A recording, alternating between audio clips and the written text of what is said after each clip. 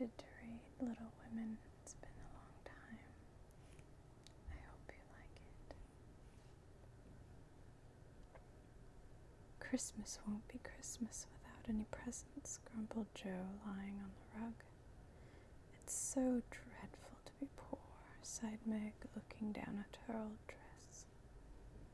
I don't think it's fair for some girls to have plenty of pretty things and other girls nothing at all, added little Amy with an injured sniff. We've got mother and father and each other, said Beth, contentedly from her corner. 4 young faces on which the firelight shone brightened at the cheerful words, but darkened again as Joe said sadly, "We haven't got father, and shall not have him for a long time." She didn't say, perhaps never, but each silently added it, thinking of father far away, where the fighting was. Nobody spoke for a minute, then Meg said in an altered tone, "You know, the reason Mother proposed not having any presents this Christmas was because it's going to be a hard winter for everyone. She thinks we ought not to spend money for pleasure when our men are suffering in the army. We can't do much, but we can make our little sacrifices, and ought to do it gladly.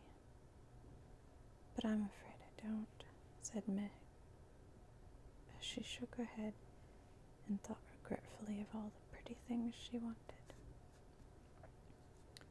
"But I don't think the little we should spend would do any good. We've each got $1, and the army won't be much help to buy our giving that. I agree not to expect anything from Mother or you, but I do want to buy Undine and Cintron for myself. I've wanted it so long," said Joe, who was a bookworm. "I have planned to spend mine on new music," said Beth with a little sigh, which no one heard but the hearth-brush and kettle-holder. "I shall get a nice box of Faber's drawing pencils. I really need them," said Amy decidedly. "Mother didn't say anything about our money, and she won't wish us to give up everything. Let's each buy what we want and have a little fun.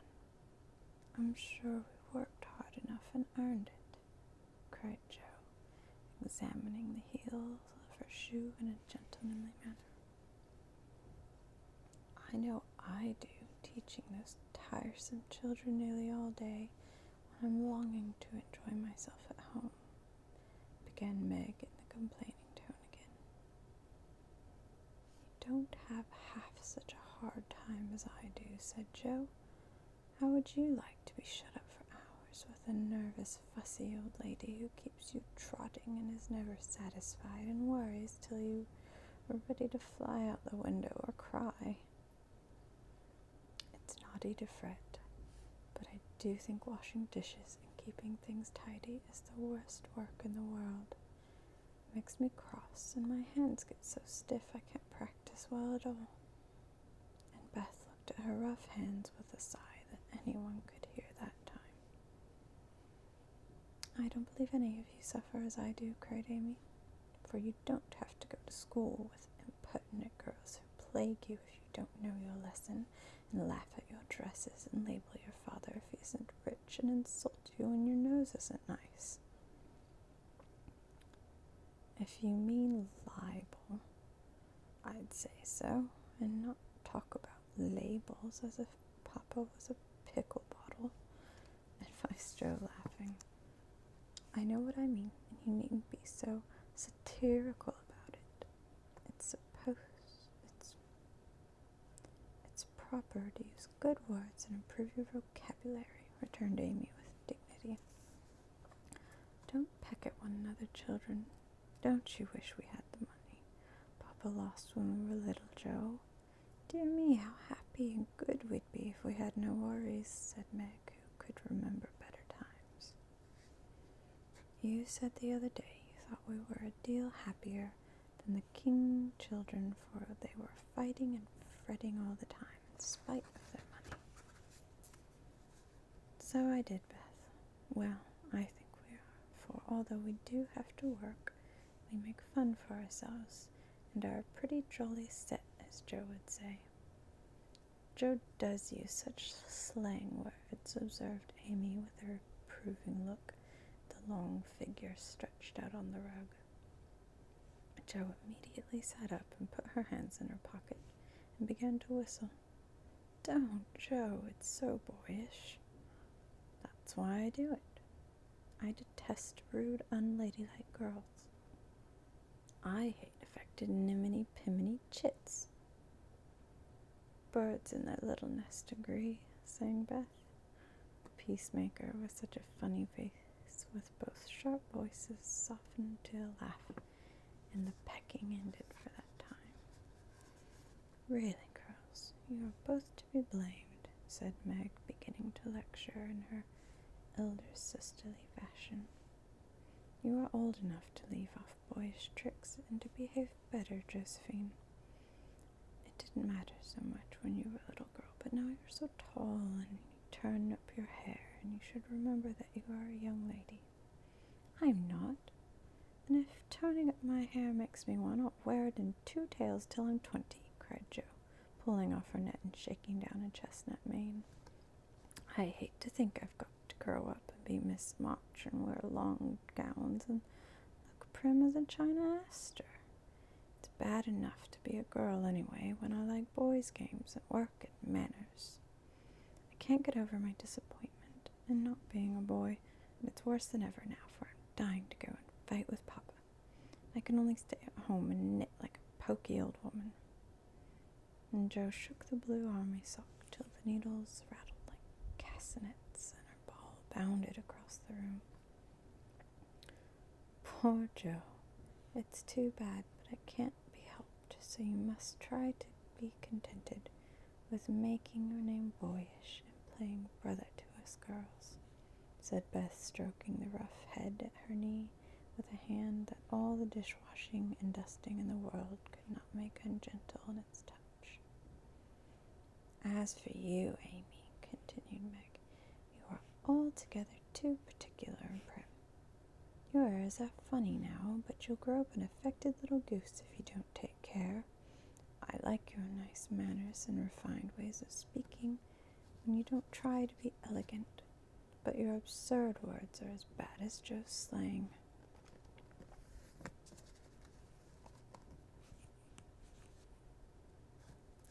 If Joe is a tomboy and Amy a goose, what am I, please? Asked Beth, ready to share the lecture. You're dear, nothing else, answered Meg warmly, and no one contradicted her, for the mouse was the pet of the family. As young readers like to know how people look, we will take this moment to give them a little sketch of the 4 sisters who sat knitting away in the twilight while the December snow fell quietly without, and the fire crackled cheerfully within. It was a comfortable old room, though the carpet was faded and the furniture very plain, for a good picture or 2 hung on the walls, books filled the recesses, chrysanthemums and Christmas roses bloomed in the window, and a pleasant atmosphere of home peace pervaded it.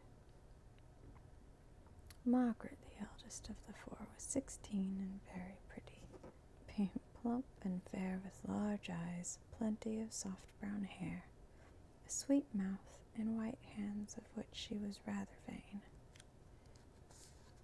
15-year-old Jo was very tall and thin and brown and reminded one of a colt, for she never seemed to know what to do with her long limbs, which were very much in her way.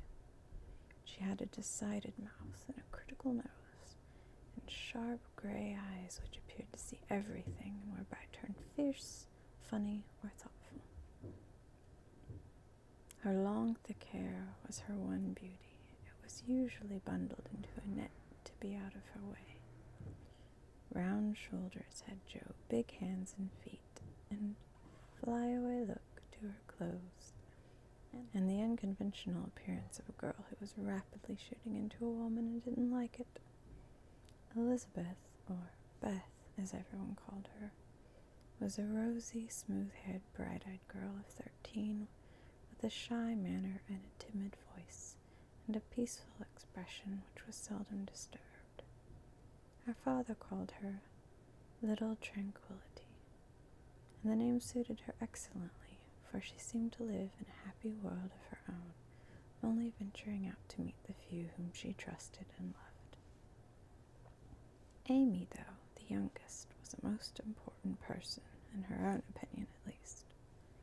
A regular snow maiden with blue eyes and yellow hair curling on her shoulders, pale, slender, and always carrying herself like a young lady, mindful of her manners. What the characters of the four sisters were, we will leave to be found out. The clock struck 6, and having swept up the hearth, Beth put a pair of slippers down to warm. Somehow the sight of the old shoes had a good effect upon the girls, for Mother was coming, and everyone brightened to welcome her. Meg stopped lecturing and lighted the lamp. Amy got out of the easy chair without being asked, and Jo forgot how tired she was as she sat up to hold the slippers near to the blaze. They are quite worn out. Marmee must have a new pair. I thought I'd get her some with my $1, said Beth. No, I shall, cried Amy. I'm the oldest, begged Meg, but Jo cut in with a decided. I'm the man of the family now Papa is away, and I shall provide the slippers, for he told me to take care of Mother while he was gone. I'll tell you what I'll do, said Beth. Let's each give her something for Christmas, and not get anything for ourselves. That's like you, dear. What will we get? Exclaimed Jo. Everyone thought soberly for a minute. Then Meg announced, as if the idea was suggested by the sight of her own pretty hands, I shall give her a nice pair of gloves. Army shoes, best to be had, cried Jo. Some handkerchiefs all hemmed, said Beth. I'll get a little bottle of cologne she likes, and it won't cost much, so I'll have some left to buy my pencils, added Amy. How will we give the things? Asked Meg. Put them on the table and bring her in and see her open the bundles. Do you remember how we used to do our birthdays? Answered Jo. I used to be so frightened when it was my turn to sit in the big chair with the crown on and see you all come marching round to give the presents with a kiss. I liked the things and the kisses, but it was dreadful to have you sit looking at me while I opened the bundles, said Beth, who was toasting her face and the bread for tea at the same time. Let Marmee think we're getting things for ourselves and then surprise her. We must go shopping tomorrow afternoon. Meg, there is so much to do about the play for Christmas night, said Jo, marching up and down with her hands behind her back and her nose in the air. I don't mean to act any more after this time. I'm getting too old for such things, observed Meg, who was as much a child as ever about dressing up frolics. You won't stop, I know, as long as you can trail around in a white gown with your hair down and wear gold paper jewelry. You're the best actress we've got, and there will be an end of everything if you quit the boards, said Jo. We ought to rehearse tonight. Come here, Amy, and do the fainting scene, for you are as stiff as a poker in that. I can't help it. I never saw anyone faint, and I don't choose to make myself all black and blue, tumbling as you do. If I can go down easily, I'll drop. If I can't, I'll fall into a chair and be graceful. I don't care if Hugo does come at me with a pistol, returned Amy, who was not gifted with dramatic power, but was chosen because she was small enough to be borne out shrieking by the villain of the piece. Do it this way. Clasp your hands so, and stagger across the room crying frantically, Roderigo, save me, save me. And away went Jo with a melodramatic scream, which was truly thrilling. Amy followed, but she poked her hands out stiffly before her and jerked herself along as if she went by machinery, and her "ow" was more suggestive of pins being rubbed into her than of fear and anguish. Jo gave a despairing groan, and Meg laughed outright, while Beth let her bread burn as she watched the fun with interest. "It's no use. Do the best you can when the time comes, and if the audience laugh, don't blame me. Come on, Meg." Then things went smoothly, for Don Pedro defied the world in a speech of 2 pages without a single break. Hagar the witch chanted an awful incantation over her kettle of simmering toads with weird effect. Rodrigo rent his chains asunder manfully, and Hugo died in agonies of remorse, and Arsenic with a wild ha-ha. "It's the best we've done yet," said Meg, as the dead villain sat up and rubbed his elbows. "I don't see how you can write and act such splendid things, Jo. You're a regular Shakespeare," exclaimed Beth, who firmly believed that her sisters were gifted with wonderful genius in all things. "Not quite," replied Jo modestly. "I do think The Witch's Curse, an operatic tragedy, is rather a nice thing, but I'd like to try Macbeth. If we only had a trapdoor for Banquo. I always wanted to do the killing part." "Is that a dagger that I see before me?" muttered Jo, rolling her eyes, clutching at the air as she had seen a famous tragedian do. "No, it's the toasting fork with Mother's shoe on it instead of the bread. Beth's stage struck," cried Meg, and the rehearsal ended in a general burst of laughter. "Glad to find you so merry, my girls," said a cheerful voice at the door, and actors and audience turned to welcome a tall, motherly lady with a "can I help you" look about her, which was truly delightful. She was not elegantly dressed, but a noble-looking woman, and the girls thought the gray cloak and unfashionable bonnet covered the most splendid mother in the world. "Well, dearies, how have you got on today? There was so much to do getting the boxes ready to go tomorrow that I didn't come home to dinner. Has anyone called, Beth? How's your cold, Meg? Jo, you look tired to death. Come and kiss me, baby."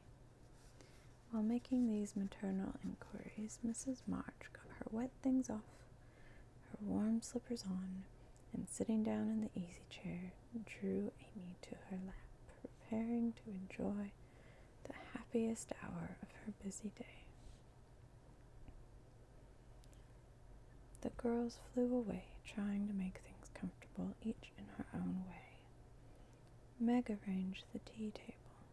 Jo brought the wood and set the chairs, dropping, overturning, and scattering everything as she touched.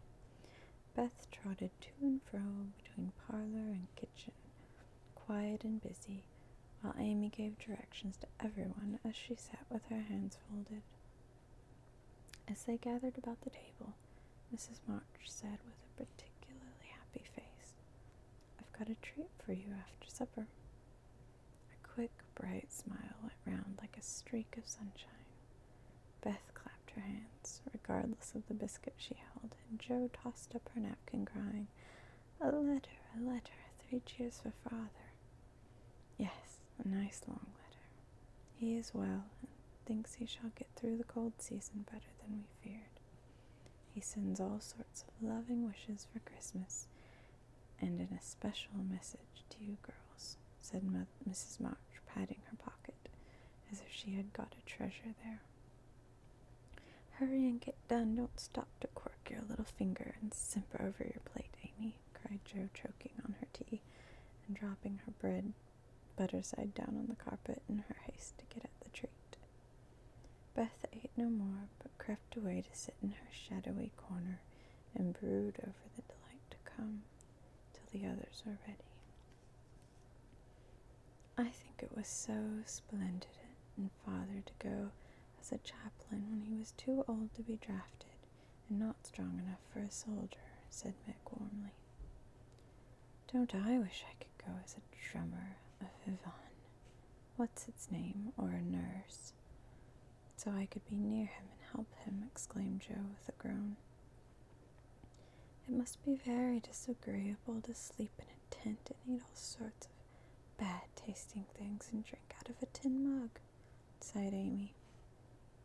When will he come home, Mommy? Asked Beth with a little quiver in her voice. Not for many months, dear, unless he is sick. He will stay and do his work faithfully as long as he can, and we won't ask for him back a minute sooner than he can be spared. Now come and hear the letter. They all drew to the fire, Mother in the big chair with Beth at her feet, Meg and Amy perched on either arm of the chair, and Joe leaning on the back where no one would see any sign of emotion if the letter should happen to be touching. Very few letters were written in those hard times that were not touching, especially those which Father sent home. In this one, little was said of the hardships endured, the dangers faced, or the homesickness conquered. It was a cheerful, hopeful letter full of lively description of camp life, marches, and military news. And only at the end did the writer's heart overflow with fatherly love and longing for the little girls at home. Give them all my dearest love and a kiss. Tell them I think of them by day, pray for them by night, and find my best comfort in their affections at all time. A year seems very long to wait before I see them, but remind them that while we wait, we may all work so that these hard days need not be wasted. I know they will remember all I have said to them, that they will be loving children to you, will do their duty faithfully, fight their bosom enemies bravely, and conquer themselves so beautifully that when I come back to them, I may be fonder and prouder than ever of my little women. Everybody sniffed when they came to that part. Joe wasn't ashamed of the great tear that dropped off the end of her nose, and Amy never minded the rumpling of her curls as she hid her face on her mother's shoulder and sobbed out, I am a selfish girl, but I'll truly try to be better, so he mayn't be disappointed in me by and by. We all will, cried Meg. I think too much of my looks and hate to work, but won't anymore if I can help it. I'll try to be what he loves to call me, a little woman, and not be rough and wild, but do my duty here instead of wanting to be somewhere else, said Joe, thinking that keeping her temper at home was a much harder task than facing a rebel or two down south.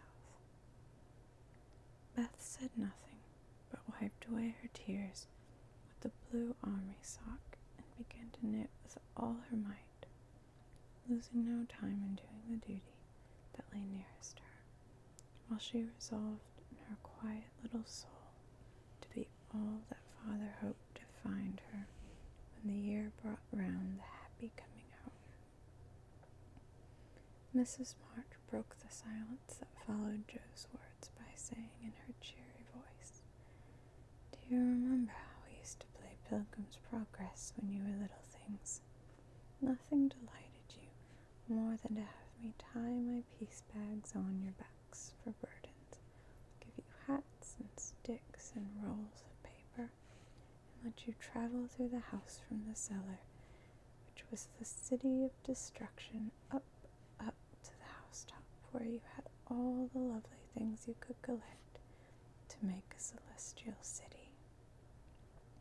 What fun it was, especially going by the lions, fighting Apollyon, passing through the valley where the hobgoblins were, said Joe. I like the place where the bundles fell off and tumbled downstairs, said Meg.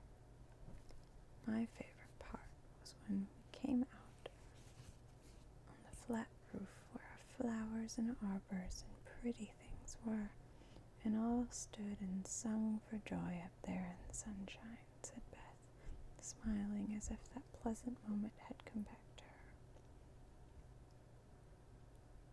her. I don't remember much about it, except that I was afraid of the cellar and the dark entry, and always liked the cake and milk we had up at the top. If I wasn't too old for such things, I'd rather like to play it over again, said Amy, who began to talk of renouncing childish things at the mature age of 12. We never are too old for this, my dear, because it is a play we are playing all the time in one way or another. Our burdens are here, our road is before us, and the longing for goodness and happiness is the guide that leads us through many troubles and mistakes to the peace which is a true celestial city. Now, my little pilgrims, suppose you begin again, not in play, but in earnest, and see how far on you can get before Father comes home. Really, Mother? Where are our bundles? Asked Amy, who was a very literal young lady. Each of you told me what your burden was just now, except Beth. I rather think she hasn't got any, said her mother. Yes, I have. Mine is dishes and dusters and envying girls with nice pianos and being afraid of people. Beth's bundle was such a funny one that everyone wanted to laugh, but nobody did, for it would have hurt her feelings very much. Let us do it, said Meg thoughtfully.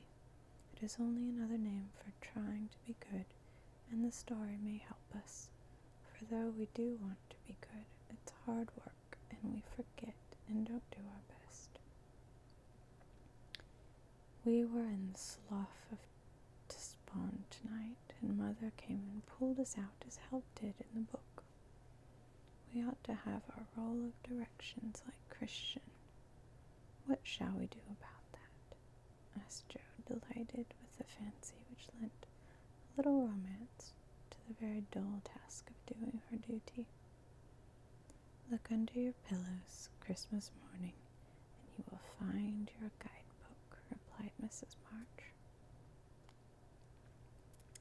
They talked over the new plan while old Hannah cleared the table, and then out came the 4 little work baskets, and the needles flew as the girls made sheets for Aunt March. It was uninteresting sewing, but tonight no one grumbled. They adopted Joe's plan of dividing the long seams into 4 parts and calling the quarters Europe, Asia, Africa, and America, and in that way got on capitally, especially when they talked about the different countries as they stitched their way through them. At 9 they stopped work and sung as usual before they went to bed. No one but Beth could get much music out of the old piano, but she had a way of softly touching the yellow keys and making a pleasant accompaniment to the simple songs they sung. Meg had a voice like a flute, and she and her mothers led the little choir.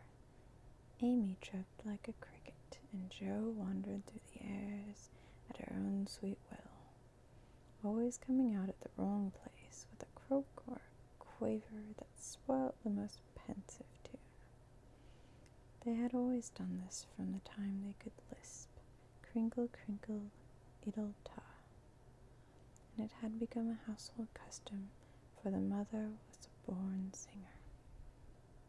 The first sound in the morning was her voice, as she went about the house singing like a lark, and the last sound at night was the same cheery sound, for the girls never grew too old for that familiar lullaby.